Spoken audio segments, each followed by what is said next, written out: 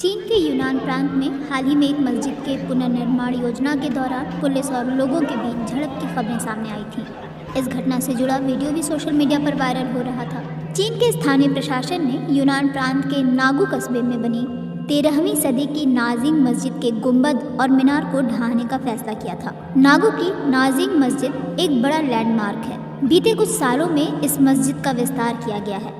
इस दौरान नई मीनारें जोड़ी गई हैं और एक नया गुंबद भी बनाया गया है। लेकिन साल 2020 में एक अदालती फैसले में कहा गया कि मस्जिद में किया गया निर्माण अवैध है और उसे तुरंत हटा दिया जाए। अदालत के इसी फैसले की तामील किए जाने के प्रयास होते रहे हैं। इस कारण इलाके में भारी प्रदर्शन हुए थे। इसके साथ ही चीन का जोर धर्म के चीनीकरण पर है। वो मस्जिदों के निर्माण में चीनी वास्तुकला को बढ़ावा देता है। चीन के यूनान प्रांत की हालिया घटना पूरी दुनिया ने देखी है। चीन के वीगर मुसलमानों के दमन की खबरें बाहर आती रही हैं और उनको जबरन निगरानी कैंपों में भी भेजा जाता रहा है।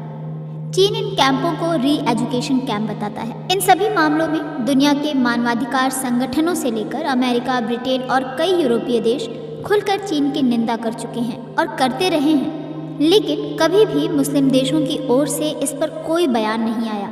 मुस्लिम देशों के संगठन ऑर्गेनाइजेशन ऑफ इस्लामिक कॉरपोरेशन ने भी इस पर कोई टिप्पणी नहीं की। यहाँ तक कि बीते साल मार्च में पाकिस्तान में हुई OIC की बैठक में चीन के तत्कालीन विदेश मंत्री वांग यी विशेष अतिथि के रूप में पहुंचे थे। इस दौरान वांग यी ने ये बताया कि चीन में मुसलमान कितने बेहतर तरीके से रहते हैं। वांग यी ने संयुक्त राष्ट्र में चीन का समर्थन करने को लेकर मुस्लिम जगत का शुक्रिया भी अदा किया था। अक्सर ये देखने को मिला है कि संयुक्त राष्ट्र में जब भी चीन से जुड़ा कोई प्रस्ताव आता है तो उससे मुस्लिम देश पहले अनुपस्थित रहते हैं। OIC की बैठक के दौरान वांग यी ने वादा किया था कि बेल्ट एंड रोड इनिशिएटिव के तहत चीन मुस्लिम देशों में 400 अरब डॉलर का निवेश करेगा।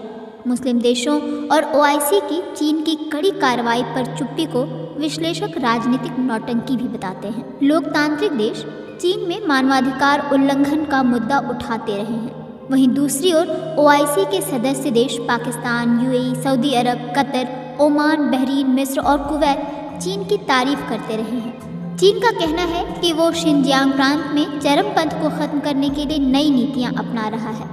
Think tank observer research foundation के फेलो एजाज वानी अपने एक लेख में लिखते हैं कि OIC देशों ने चीन में मुस्लिम विरोधी नीतियों को समर्थन देकर न सिर्फ उनका समर्थन किया है बल्कि चीन में इस्लामोफोबिया को बढ़ाया है और वो भी अपराध में भागीदार हैं। मुस्लिम देशों की चुप्पी पर एजाज वानी कहते हैं, मुस्लिम देश सत्तावादी हैं और हस्तक्षेपवादी नीतियों के कारण लोकतंत्र से खतरा महसूस करते हैं और ख़ास करके अरब स्प्रिंग के बाद चीन ने इन मौजूदा परिस्थितियों का फायदा उठाया है। वानी चुप्पी की दूसरी वजह चीन के भारी भरकम कर्ज को बताते हैं। वो कहते हैं कि चीन इन मुस्लिम देशों को बिना किसी शर्त के कर्ज दे रहा है। कतर ने साल 2019 में संयुक्त राष्ट्र के पत्र पर हस्ताक्षर नहीं किए थे, लेकिन उसने सीधे तौर पर चीन की निंदा नहीं की। साल 2009 में तुर्की की सरकार ने चीन पर नरसंहार के आरोप लगाए थे, लेकिन बाद में उसने भी नरम रवैया अपना लिया क्योंकि तुर्की की अर्थव्यवस्था बहुत हद तक चीन पर ही निर्भर है। द वॉशिंगटन पोस्ट में राजनीतिक विश्लेषक जोनाथन हाफमैन लिखते हैं कि चीन मुस्लिम देशों के साथ धार्मिक गतिविधियां भी बढ़ा रहा है। चीन इस्लामिक एसोसिएशन के जरिए मध्य पूर्व में चीन के धार्मिक प्रयास तेज हो रहे हैं। साल 2021 में राष्ट्रपति शी जिनपिंग ने धर्म के चीनीकरण का नारा दिया था, जिसका अर्थ था कि धार्मिक आस्थाओं को चीनी संस्कृति और समाज के अनुकूल बनाना। ऑस्ट्रेलियन यूनिवर्सिटी में चाइना पॉलिसी के एक्सपर्ट माइकल क्लार्क मुस्लिम देशों की खामोशी का कारण चीन की आर्थिक शक्ति और पलटवार का डर बताते हैं।